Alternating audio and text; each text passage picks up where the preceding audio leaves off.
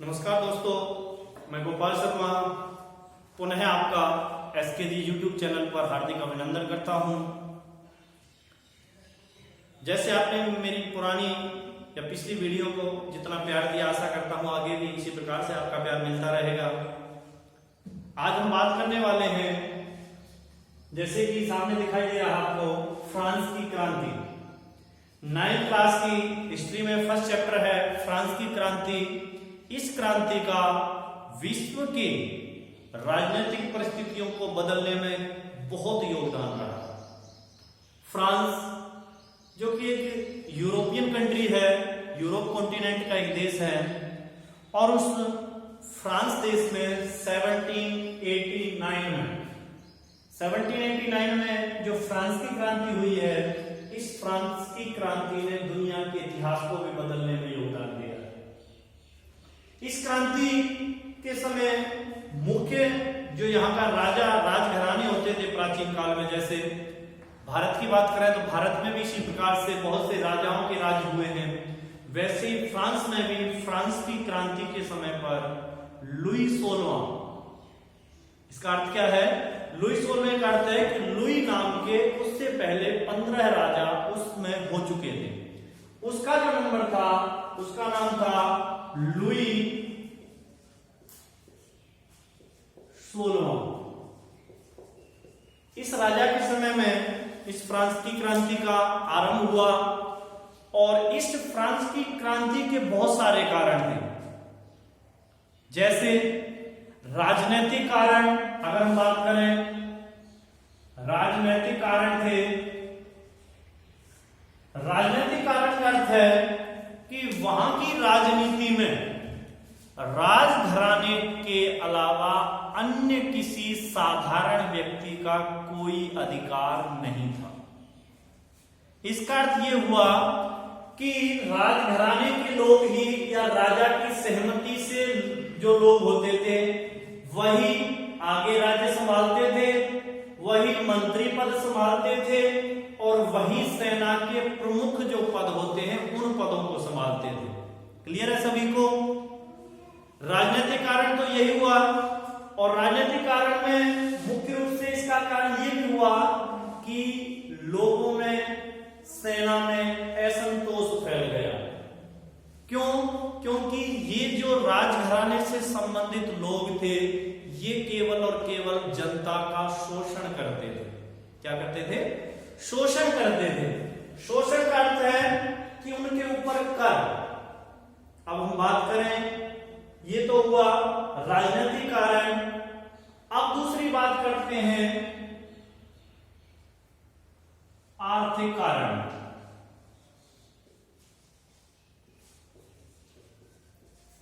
आर्थिक कारण में क्या है कि वहां की जो जनता थी, उस जनता को 3 स्टेटों में बांट दिया गया था। 3 स्टेट में बांट करके राजा और उससे संबंधित लोगों को प्रथम स्टेट में रखा गया। उसके बाद बड़े बड़े उद्योगपति आदि जो उनके संरक्षण प्राप्त करके वहां अपना व्यापार आदि करते थे, उनको द्वितीय स्टेट में रखा गया। और जो वहां के जो कार्मिक थे, जो मुख्य रूप से देश की अर्थव्यवस्था या देश को चलाने के लिए काम करते थे वास्तव में, चाहे वो वकील है, अध्यापक है, आदि है, इंजीनियर है, ये जो लोग थे जो वहां मुख्य रूप से काम करते थे, इन लोगों को तृतीय स्टेट में रखा गया। तृतीय स्टेट का अर्थ है, स्टेट तीनों में ठीक है, लेकिन यहां अंतर क्या था कि तीनों स्टेटों में प्रथम स्टेट और द्वितीय स्टेट को कोई टैक्स या कोई कर नहीं देना पड़ता था। कर किसको देना पड़ता था? केवल तृतीय स्टेट को। किसको? तृतीय स्टेट या वर्ग, आप इसको वर्ग भी कह सकते हैं, ठीक है। इसमें क्या था कि इनको अपनी आय का 10% कर तो देना ही पड़ता था। और कर भी कौन से थे कि लुई 16वें ने प्रमुख रूप से 2 कर लगाए हुए थे। एक का नाम था टाइड और एक का नाम था टाइम। अब दोनों में अंतर है, देखिए जो टाइल था, और टाइल था, टाइल कर राज्य के लिए दिया जाता था। किसके लिए? राज्य के लिए दिए जाने वाला कर था। और जो टाइल कर था, राज्य को तो कर देना पड़ रहा, लेकिन राज्य के साथ साथ आम लोगों को कर किसको? चर्च के लिए भी देना पड़ता था। किसको? चर्च के लिए भी देना पड़ता था। यानी कि वहां के पादरी लोग और वहां के राजघराने से संबंधित जो लोग थे वो जनता का खून चूस रहे थे। और इसके अलावा जो लुई 16वां था, उस लुई 16वें ने एक और कर लगाने का विचार दिया, यानी कि एक और टैक्स उनके ऊपर थोपने की तैयारी कर ली, जिसके कारण भी लोगों में असंतोष बढ़ गया। क्लियर है? अब देखिए, इसको हम आर्थिक भी कह सकते हैं या धार्मिक भी कह सकते हैं, या धार्मिक। अब दूसरी बात करते हैं हम आगे। आर्थिक में एक चीज ये भी आएगी बेटा, आर्थिक कारण क्या थे? एक तो जो फ्रांस की मुद्रा थी, जिसको लिब्रे कहा जाता है, फ्रांस के राजकोष में खजाना खाली होने पर चल गया था।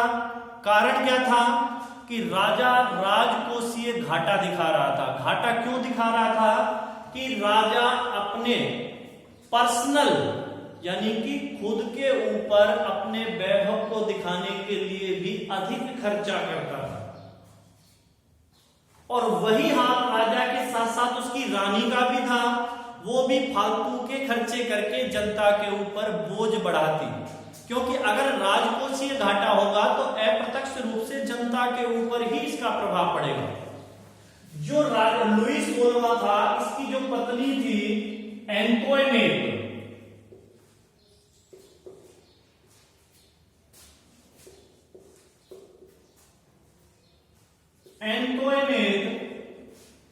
ये ऑस्ट्रिया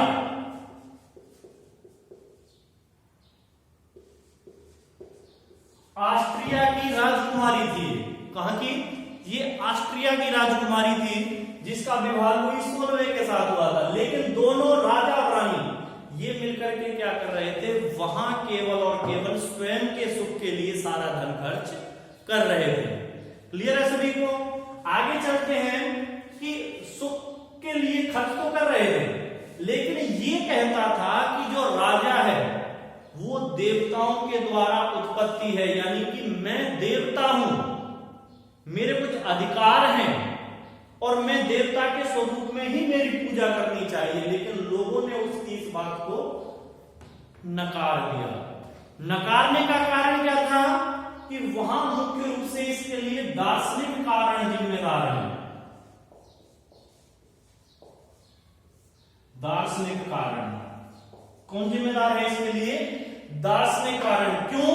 क्योंकि वहां पर मुख्य रूप से लोगों के बीच में कुछ पुस्तकें लेखकों के द्वारा लिखी गई, जैसे रूसो द्वारा लिखित पुस्तक का नाम है सामाजिक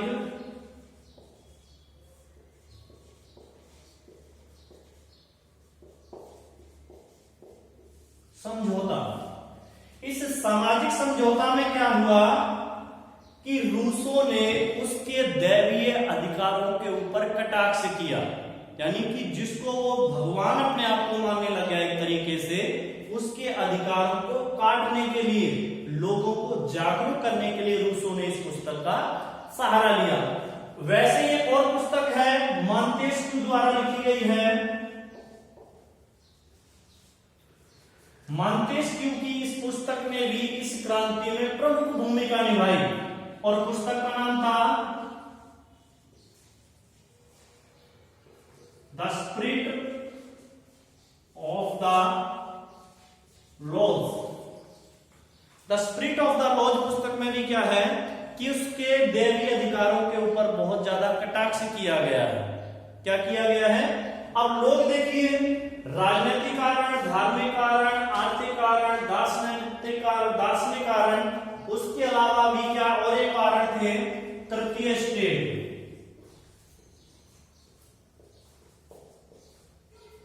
तृतीय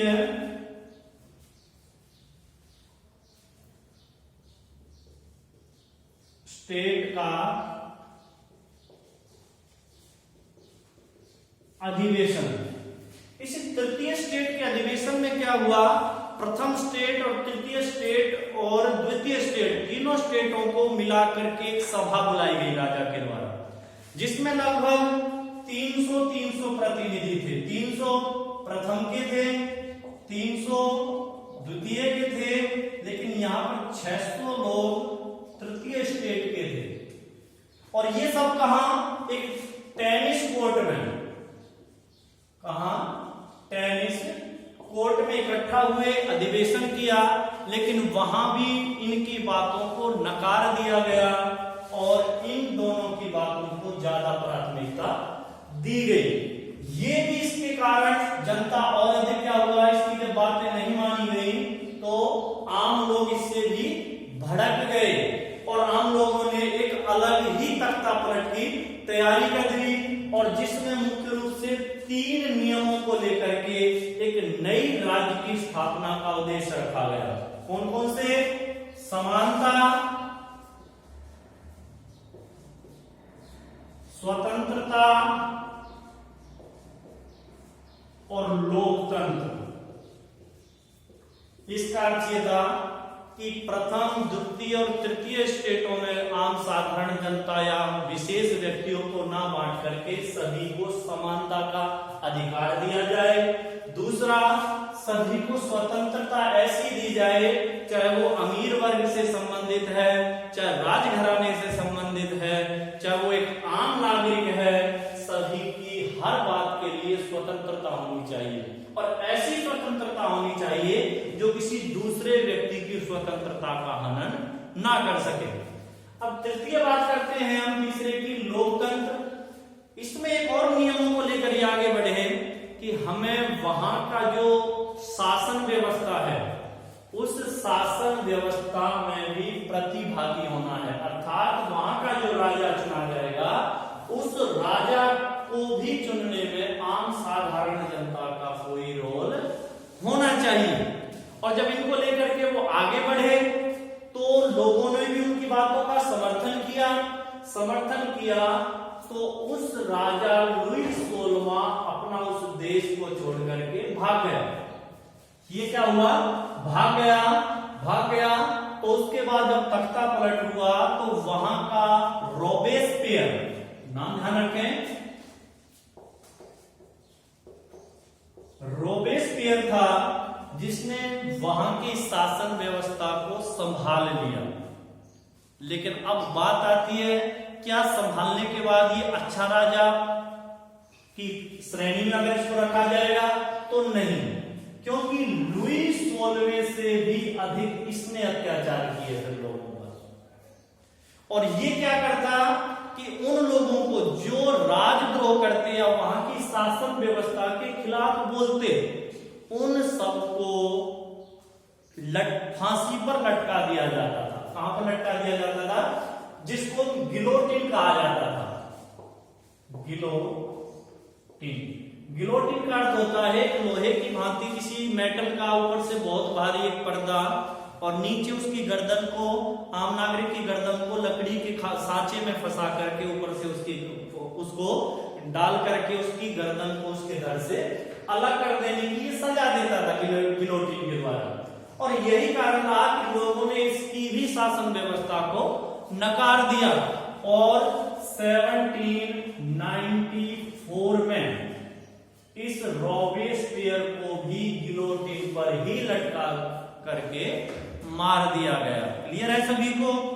अब उसके बाद करते हैं फिर फ्रांस में क्या हुआ, किसका शासन व्यवस्था हुआ, तो फ्रांस का जो प्रथम बार काउंसिल, जिसको हम कहेंगे, क्या कहेंगे, काउंसिल, यानी कि जो मंत्री पद होता है, उस मंत्री पद में एक नेपोलियन का नाम आता है। नेपोलियन, जो कि उसके मंत्री परिषद का प्रमुख सदस्य था। ये क्या हुआ, 1799 में पहली बार प्रथम काउंसिल चुना गया। क्या चुना गया? प्रथम काउंसिल चुना गया। इसका अर्थ है कि उसको पहला ओहदा या पहला पद उसको दे दिया गया। किस आधार पर दिया गया? वो दिया गया उसको जनमत के आधार पर, जनमत संग्रह के आधार पर। इसका अर्थ होता है लोगों से, जनता से राय लेकर के इसको राजा चुन लिया गया। अब इसने राज्य के लिए क्या किया? इसने राज्य के हित के लिए बहुत सा काम किया। क्या किया? एक तो देश की जो मुद्रास्फीति थी, मुद्रास्फीति का अर्थ है कि जो कीमतें देश में लगातार बढ़ रही थी, बेरोजगारी आदि बढ़ रही थी, महंगाई बढ़ रही थी, उस महंगाई को स्थिर कर दिया। स्थिर का अर्थ होता है वहीं रोक दिया। दूसरा, बैंक ऑफ फ्रांस की स्थापना करी। बैंक ऑफ फ्रांस इसकी स्थापना की। और इसकी स्थापना का इसके बाद जो कुछ नियम थे या कानून थे जिनके द्वारा शासन चलाया जाता है, उन नियमों को संहिताबद्ध किया। संहिताबद्ध का अर्थ है उनको एक, ये मान के चलिए किसी डायरी में या किसी कानून की पुस्तक में इकट्ठा करना। क्या होता है संहिताबद्ध का अर्थ? क्या होता है? इकट्ठा करना। तो उसने इन सब कानूनों को इकट्ठा किया, जिसको नेपोलियन कोड कहा जाता है। क्या कहा जाता है? Napoleon code.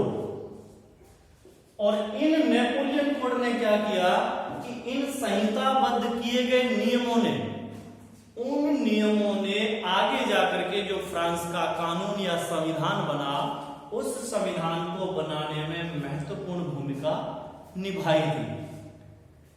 और उसके अलावा अन्य जो देश थे जिनके साथ युद्ध छिड़ रहा था, उनके साथ शांति की संधियां की इसने। क्या किया? शांति संधि की, जिसके कारण क्या हुआ? आपस में इनके युद्ध रुक गए। और इसमें एक चीज और रह गई थी पहले, जो आर्थिक कारण से था। आर्थिक कारण में जैसे अमेरिका जैसे जो देश स्वतंत्र होने की राह पर चल रहे थे, उन देशों को भी फ्रांस ने, जो लुई 16वां था उस समय पर, उनको कर्ज दिया गया था। पहले उनका राजकोष घटा हुआ था, कम था, लेकिन अमेरिका को कर्ज देने के कारण उस राजकोषीय घाटे में और भी अधिक बढ़ोतरी हुई थी। अब हम बात करते हैं नेपोलियन की। तो नेपोलियन इसी प्रकार से काम करता रहा और जनमत संग्रह में इसको क्या है 99.9% लोगों ने चुना। क्लियर है सभी को? चुना तो, लेकिन यहां भी ये सीमित नहीं रहा। ये चाहता था कि पूर्ण रूप से सारी शक्तियां इसी के पास हों। तो इसने 1804 में एक बार दोबारा से जनमत संग्रह करवाया। और जनमत संग्रह करवा करके क्या किया इसने? अपने पोप सप्तम